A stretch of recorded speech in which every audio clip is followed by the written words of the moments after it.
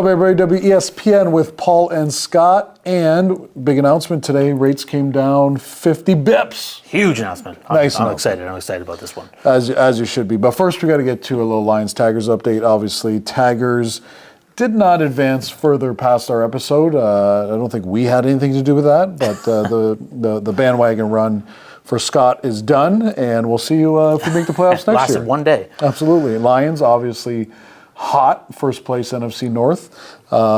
Fantastic news there. The boys are trucking over in Detroit, am I right? Big time. Couple big points there. JMO out 2 games with the suspension. Who saw that coming? On my fantasy team. Yeah, of course. Yeah, which is struggling right now. A lot of teams are struggling with these injuries, but yeah, to beat the Vikings there, that was a huge divisional win.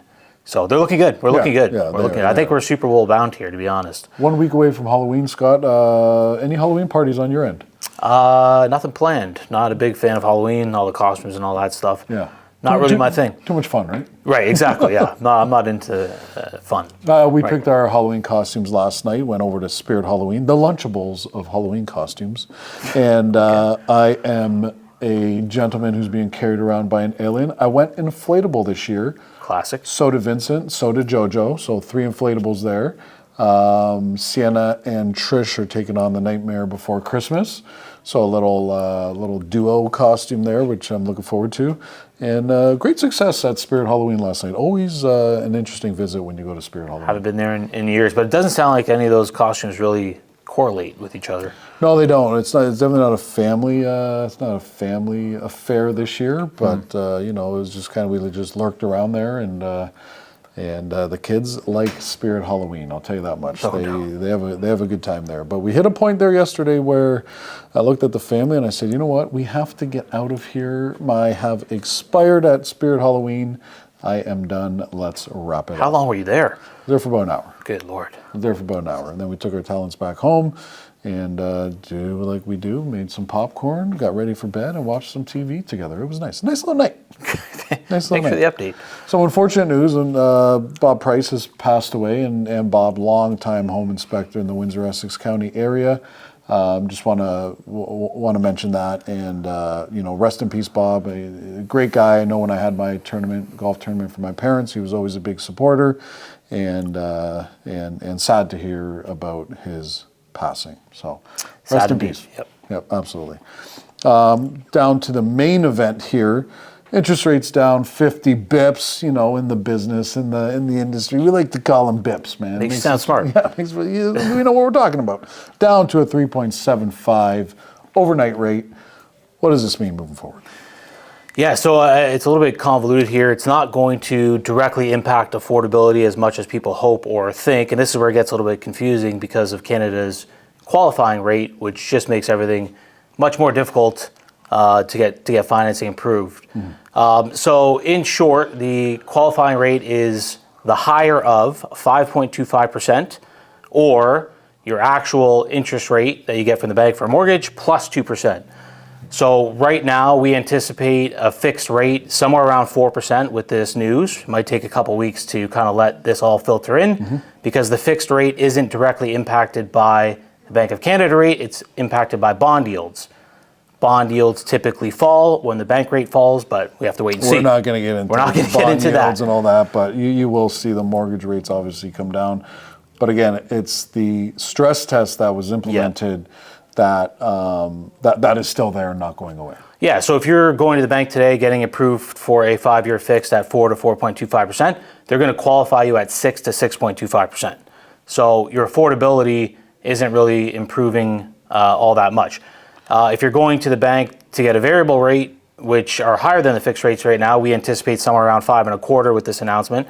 You're going to be approved at 7.25%. So you can see that this qualifying rate is really impacting what the bank will give you because they're adding on 2% to all of your quotes. So it's going to improve your payments, right? Your payments will come down a little bit, but the actual amount that you're going to get from the bank isn't going to be impacting you as much as you might think. And of course, renewals it's definitely a bonus on the renewals as those Payments, if your 5-year renewal is coming up, it's not going to be the same as it was 5 years ago, but it's not going to be the same as it was last year, which a lot of people that hurt. Yeah. This is definitely good news for the market. Mostly right now, sentiment. And the biggest reason, again, in my opinion, is the Bank of Canada, along with this announcement, stated if the economy evolves broadly in line with what we think it will, or our latest forecast, we expect to reduce the policy rate further.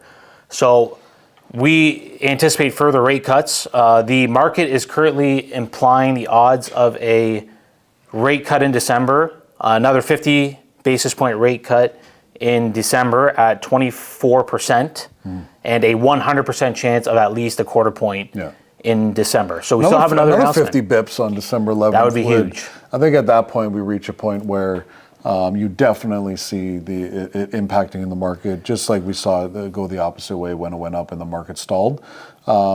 As we've talked about before, we see a lot more activity in October. October's almost done. Right now it's the 23rd. This will be posted on the 25th-ish, and October's been a very, very strong month. Boosted by not only rate cuts previous, but anticipated rate cuts, which we just got, and further anticipated rate cuts. You don't want to wait for the rate cuts to happen. You want to anticipate them and get in beforehand. So, if I was a consumer right now, what I would be saying is, whatever price I'm getting today, that's, whatever. Rather than waiting for a cheaper rate, I'd rather get the lower price, because with cheaper rates comes higher real estate prices. So you're not going to be able to get both. Yeah. I'd rather have the lower price, because that price that you paid is forever. The rate that you get will fluctuate, and hopefully, when you're up for renewal in 5 years, it's going to be lower than it is today, whatever the case is. But I'm more focused on getting a lower price. That would be my recommendation. And to be honest, we've gotten a few offers where, people writing the offers want to close in March, April, and sitting down with the clients and saying, listen, let's not do that. That's a good price today, but I think they're trying to take advantage of closing in that March, April, where interest rates are even lower there.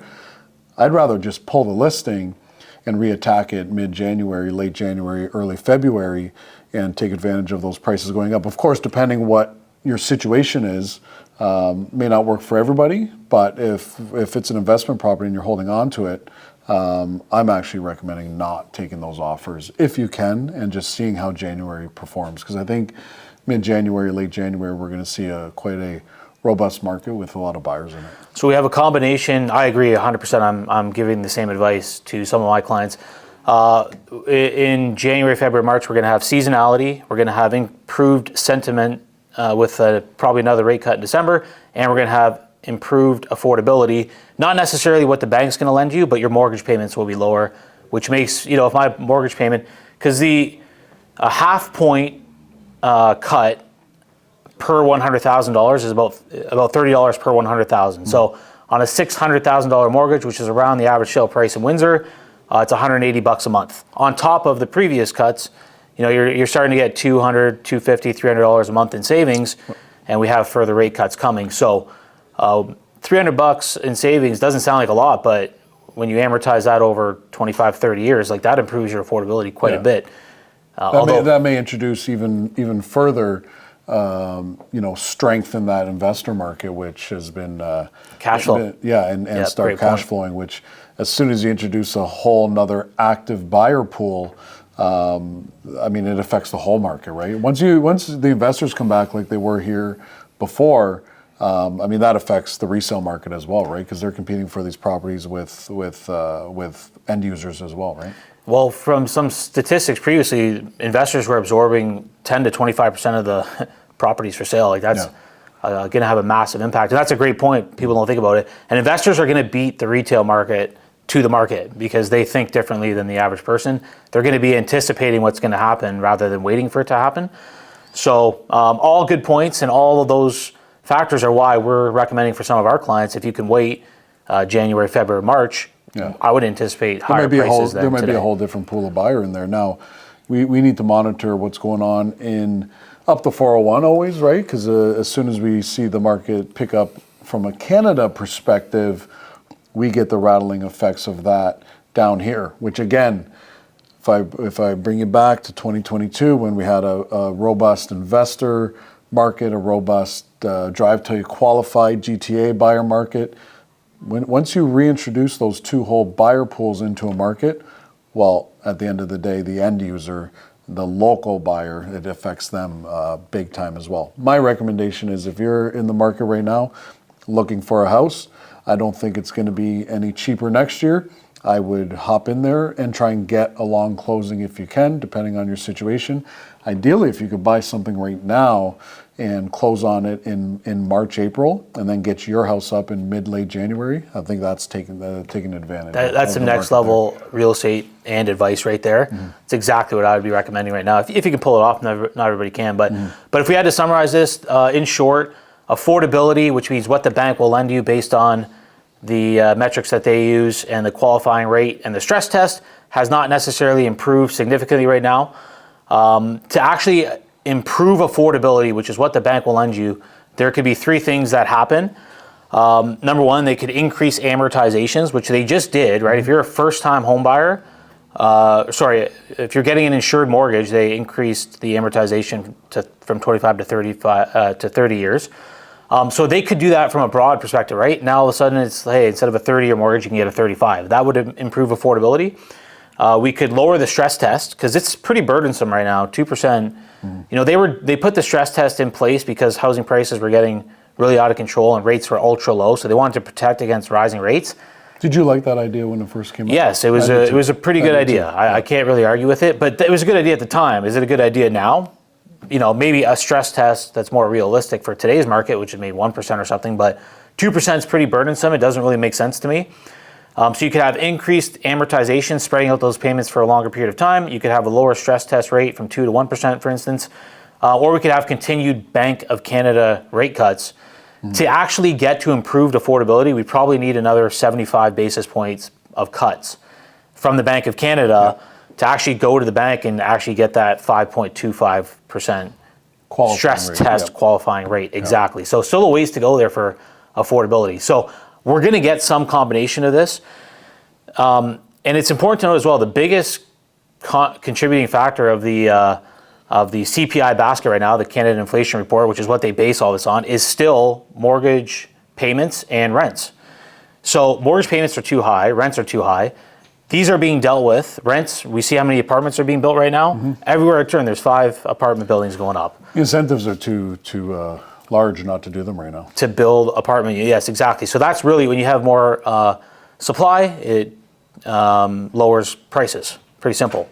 And then in terms of the mortgage payment contribution to the CPI basket, well, that can be helped by lower rates. The rates are too high. So I still think the rates are too high for our economy. The unemployment's rising, jobs aren't really investing right now, or businesses aren't investing because rates are too high. So they still have ways to go to even find the neutral rate. So look, folks, everything's setting up for a robust 2025, 2026 real estate market. I don't know what else to say. Yeah, I agree 100%. 2024 actually kind of mimics 2023, although it just feels like the sentiment out there was a lot more positive in 2024. Q4, Q1 of 2023 going into 2024 was absolutely dead, right? This year after Q1, it's been pretty consistent. I think we're going to end the year fair, and I think 2025 is just from what I'm seeing in the conversations that I'm having and that gut feeling, right, from doing it so long, and the interest rates coming down. It's going to be a pretty robust market here. Couldn't agree more. Extremely healthy, and at some point of 2025, I think it's going to sway back to a seller's market as opposed to a balanced market, which is not necessarily a good thing. We prefer a balanced market, so we'll see what happens if it does swing into a seller's market. What happens with the interest rates and the other things that the government puts into place. So it should be an interesting year. Yeah, I personally think that it will be a seller's market. They have to have a strong real estate market in the country. But at the same time, the dark side of that equation is that Canada is going to become more and more of a renter nation. That's why they're building all these apartment buildings, is because affordability will not really ever come back for the average person, unfortunately. That's my best guess. That's you can't have a market like we have right now builders aren't building. It's a big part of our economy. Yep. Everybody's retirement savings or the boomers' retirement savings is all in their housing. They need to support those prices. And that's why you see all these announcements. They're all tied to supporting the real estate market. So anyways, don't be one of those people left out of the market. That's my best advice. Windsor's still affordable. Windsor's still relatively cheap. And I think there's still plenty of opportunity here to take advantage of that. So, Well, like the Bank of Canada, we'll cut it there and see you on the next episode. that's punny. Great job. Thanks, Scott. Thank you.